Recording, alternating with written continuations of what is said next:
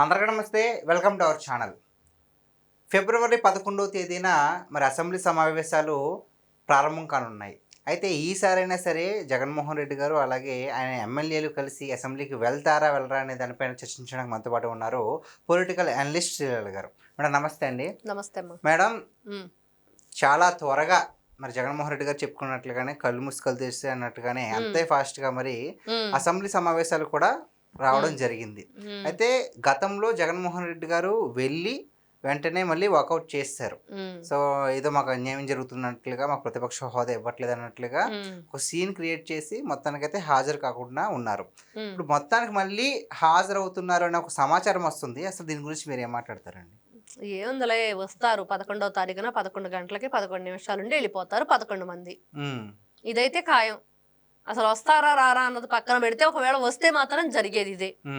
ఆ రోజున మీరు అంటున్నట్లుగా ఒకవేళ ఏదైతే ఆ గవర్నర్ గారు అక్కడ తన సమావేశంలో మరి ఫస్ట్ ఆయన స్పీచ్ ఉండిద్ది కాబట్టి, బడ్జెట్ సమావేశాలు కాబట్టి ఖచ్చితంగా గవర్నర్ గారికి వీళ్ళు ఆ గౌరవాన్ని ఇచ్చి పుచ్చుకుంటారా అంటే, వీళ్ళు గతంలో వైఎస్ భారతీ రెడ్డి గారితో కలిసి జగన్మోహన్ రెడ్డి గారు ఏదో గవర్నర్ గారి దగ్గరికి వెళ్ళారనేది అప్పట్లో హల్చల్ అయింది. ఆ రోజున ఒక విషయం గుర్తుపెట్టుకోవాల్సింది జగన్మోహన్ రెడ్డి గారు. అదే గవర్నర్ గారు అసెంబ్లీలో తన స్పీచ్ని ఏదైతే ఆ ఫస్ట్ ఆ వాక్యాలను తను చదువుతున్నప్పుడు ఏం చేయాలండి, వీళ్ళు ఆయన గౌరవం ఇచ్చే వాళ్ళైతే వినాలి లేదా బయటికి వెళ్ళిపోవాలి మీకు ఇష్టం లేకపోతే. మరి అక్కడ రణగణ ధ్వని గల గల గల అరుస్తూనే ఉన్నారు ఆయన మాట్లాడినంతసేపు. ఆ పేపర్లు కూడా ఏదో చింపిలా వేయటం కానీ అవన్నీ చేసినట్లున్నారు.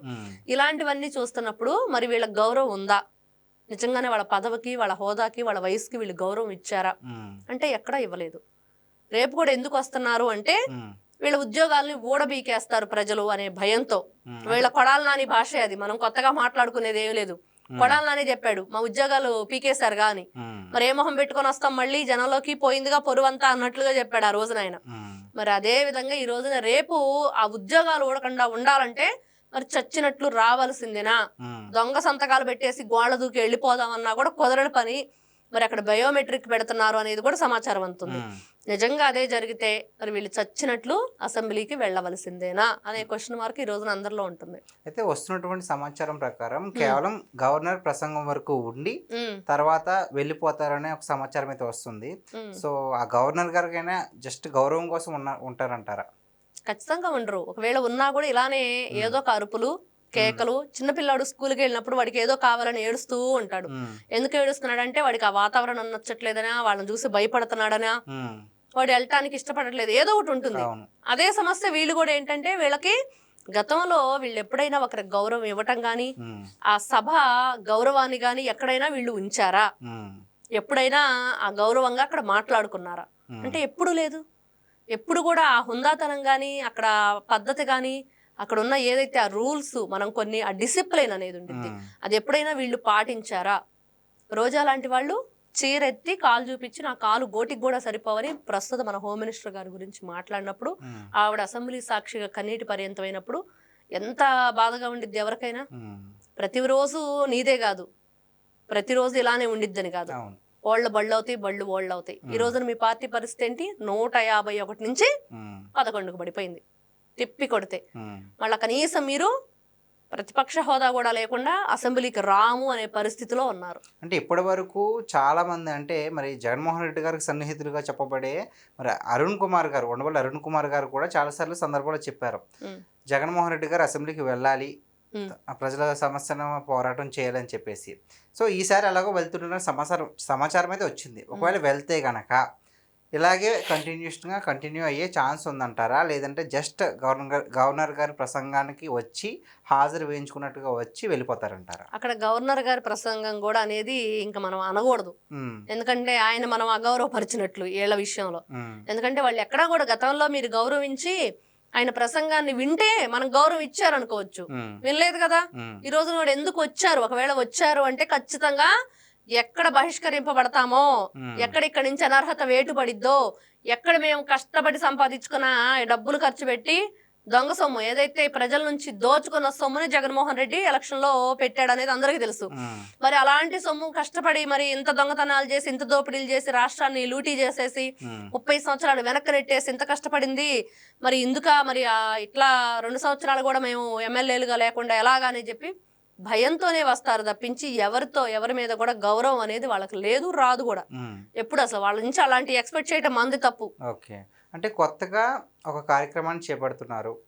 అంటే స్కూల్ పిల్లల్ని కూడా అసెంబ్లీలోకి వాళ్ళకి యాక్సెస్ ఇచ్చి మరి వాళ్ళని కూడా మాట్లాడే అవకాశం కూడా కల్పిస్తున్నారు అనేది కొత్తగా అయితే వినిపిస్తున్న వార్త. దీని గురించి వినగానే ఫస్ట్ నాకు ఒక జోక్ గుర్తొస్తుంది. అంబటి రాంబాబు గారు గౌరవ స్పీకర్ గారు కుర్చీలో పిల్లల్ని కూర్చోబెడతారా అనగానే వెంటనే అక్కడ పాపం ఒక రిపోర్టర్ అంటాడు, లేదు సార్ అదంతా కూడా సిట్టింగ్ అనగానే, సిట్టింగ్ అయితే నాకు తెలియదు, దీని గురించి వదిలేద్దాం అంటాడు.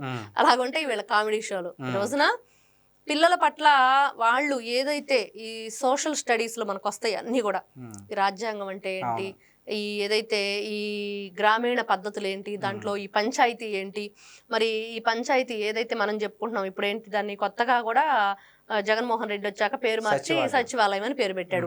మరి దాంట్లో ఈ ప్రెసిడెంట్ ని ఎలా ఎన్నుకుంటారు, ఏం జరుగుతాయి, ఇలా చెప్పుకుంటే మరి అక్కడ అసెంబ్లీలో ఏం జరిగింది, ఈ ఎమ్మెల్యేలు అందరూ బడ్జెట్ సమావేశాలంటే ఏ విధంగా వాళ్ళు ఆ చర్చ నడుస్తుంది అనేది పిల్లలకి ఒక అవగాహన. ప్రాక్టికల్స్ గా ఎలా చూస్తామో ప్రాక్టికల్ గా చూసినప్పుడు వాళ్ళకి ఏమి తెలుస్తుంది, వాళ్ళ నాలెడ్జ్, వాళ్ళ బ్రెయిన్ కూడా మనం ఒక పదును పెట్టాలి. ఖచ్చితంగా పిల్లల ఆలోచన శక్తి చాలా ఎక్కువ, మనం దేనికి ఉపయోగిస్తే దానికి అది వెళ్ళిపోతుంది.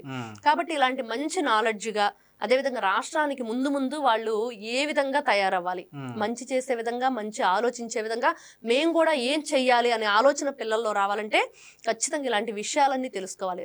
రేపటి రోజుల్లో వాళ్ళు క్వశ్చన్ చేసే తత్వం ఉండాలి. దేన్నైనా సరే వెంటనే లేచి దీని గురించి ఇదిగో ఇది తప్పు కదా, చెయ్యొచ్చా అనే భావన, ఆ ధైర్యాన్ని వాళ్ళకి కలిగించాలి. కాబట్టి పిల్లలకి ఏదైతే అందరినీ కాదు, కొన్ని సెలెక్ట్ చేస్తున్నారు, ఇంతమందికి అని పర్మిషన్ ఇస్తున్నారు, అది కూడా వాళ్ళ స్కూల్ యాజమాన్యంతో మాట్లాడటం, ఎవరు ఇంట్రెస్టెడ్ గా ఉన్నారు దానికి, ఆ ఇంట్రెస్ట్ ఉన్న పిల్లల్ని, దానికి సంబంధించిన పాసులు కానివ్వండి అవన్నీ కూడా ఆల్రెడీ రెడీ చేశారనేది మనకు తెలిసిన సమాచారం. మేడం, నారా లోకేష్ గారు చాలా సందర్భాల్లో చెప్పారు చదువుకునే పిల్లలకి రాజకీయాలు దూరంగా ఉండాలని చెప్పేసి ఆయన మాట్లాడడం జరిగింది. మరి ఇదే స్కూల్ పిల్లల్ని అసెంబ్లీల దాకా తీసుకెళ్తున్నారు కదా, మరి దీని గురించి ఏమంటారు? ఇక్కడ రాజకీయం వేరు, అసెంబ్లీ వేరు.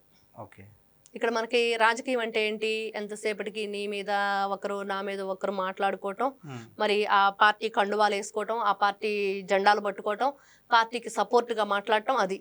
కానీ అసెంబ్లీకి వచ్చేటప్పటికి నీకు రాష్ట్రంలో జరిగే సమస్యలు, దానికి పరిష్కారాలు, దేనికి సంబంధించిన మంత్రులు దేని గురించి మాట్లాడతారు, ఏ నియోజకవర్గ ఎమ్మెల్యేలు ఏ విధంగా మాట్లాడతారు, వాళ్ళకి అక్కడ ఉన్న అథారిటీస్ ఏంటి, ప్రజల పట్ల వాళ్ళకున్న అవగాహన ఏంటి, వాళ్ళ అసెంబ్లీ నియోజకవర్గాల పరిసరాల మీద వాళ్ళకి ఎంత గ్రిప్ ఉంది, వాళ్ళకున్న సమస్యల్ని అక్కడ ఏ విధంగా చెప్పుకుంటారు, ఇవే ఉండాలి. నీకెన్ని పెళ్లిళ్ళైనాయి, నాకెన్ని పెళ్లిళ్ళైనాయి, నువ్వు నా కోలి కాలి గోటికి సరిపోవను, లేకపోతే కళ్ళు పెద్దవి చేస్తే భయపడతారా అని ఇట్లాంటి భాష ఉండదు. ఎందుకంటే ఉంది కూటమి ప్రభుత్వం. మరి అలాంటి వ్యక్తులు గతంలో మనం చూసాం. కాబట్టి అసెంబ్లీ అంటే అది కాదు. అసెంబ్లీ అంటే ఎంత గౌరవంగా ఉండిద్ది, ఎంత గౌరవప్రదంగా దాన్ని నడిపిస్తాము, ఎంతమంది ఎన్ని విధాలుగా చర్చలు నడుస్తాయి. ఒకరు ఆర్గ్యూ దీని గురించి, ఇదిగో ఇలా చేస్తే బాగుండిద్ది అంటే, కాదు ఇదిగో ఇలాంటి సమస్యలని దాన్ని ఈ వేలో కూడా మనం తీసుకెళ్ళొచ్చు అంటాం. ఒకరికొకరు ఏ విధంగా ముందుకెళ్తారు. ఎందుకంటే మొన్న పిల్లలది మాక్ అసెంబ్లీ చూసినప్పుడు ఎంత చక్కగా చేశారు పిల్లలు, ఎంత పద్ధతిగా చేశారు. 2019లో కూడా ఇలా జరిగుంటే బాగుండేది. ఇంత చక్కగా అక్కడ జరిగింది ఏంటి అంటే, ఆ రోజున 2019-24 మధ్య చాలా ఘోరాతి ఘోరంగా ఒకరినొకరు అవమానించుకుంటూ, ఒకరినొకరు అంటే ఇంకా వేరే వాళ్ళు ఎవరు మాట్లాడే వాళ్ళు లేరు. ఆ రోజున టీడీపీ వాళ్ళు ఎవరు కూడా వాళ్ళ భాషని వీళ్ళు ఎప్పుడు కూడా మాట్లాడే పద్ధతి కాదు. కానీ కొన్ని విషయాలకు వచ్చేటప్పటికి వాళ్ళని వాళ్ళు దిగజార్చుకున్నారు. వైఎస్ఆర్సీపీ పార్టీ వాళ్ళు ఎదుటి వాళ్ళ వ్యక్తిత్వ హననానికి పాల్పడ్డారు. వాళ్ళ యొక్క పర్సనల్ విషయాల్లో కూడా వీళ్ళు ఇన్వాల్వ్ అయ్యి చాలా ఘోరంగా బిడ్డ పుట్టుక గురించి కూడా మాట్లాడేంత దరిద్రమైన పరిస్థితిని ఆ రోజు తీసుకొచ్చారంటే, ఈ రోజున పిల్లలకు మనం ఏ విషయాలు చెప్పాలి, ఏ విషయాలు చెప్పకూడదు. అదేవిధంగా మీరు అంటున్నట్లుగా రాజకీయం వేరు, అసెంబ్లీ సమావేశాలు వేరు, మనం తెలుసుకోవాల్సిన విషయాలు వేరు. ఇవన్నీ కూడా మనకు సోషల్ స్టడీస్ లో వచ్చేవే. దాన్ని ఇంకొంచెం ప్రాక్టికల్, ఇప్పుడు మనకు సైన్స్ లో ప్రాక్టికల్స్ ఉంటాయి కానీ సోషల్ లో ప్రాక్టికల్స్ ఉండవు. కానీ ఈ రోజు నా ప్రాక్టికల్ అనేది నిజంగా పిల్లలకి చూస్తారు కళ్ళారా. ఆ ఇంట్రెస్ట్ ఉన్న పిల్లల్ని ఖచ్చితంగా తీసుకెళ్ళటం, చూపించడం జరుగుతుంది. రాజకీయాలకి దీనికి ఎటువంటి సంబంధం లేదు. ఖచ్చితంగా ఇట్లాంటి క్వశ్చన్ రేపు నిజంగా రైజ్ అయినా కూడా వాళ్ళకి గట్టిగా సమాధానం చెప్పొచ్చు. ఓకే, థ్యాంక్ యూ అండి. నమస్తే అమ్మా.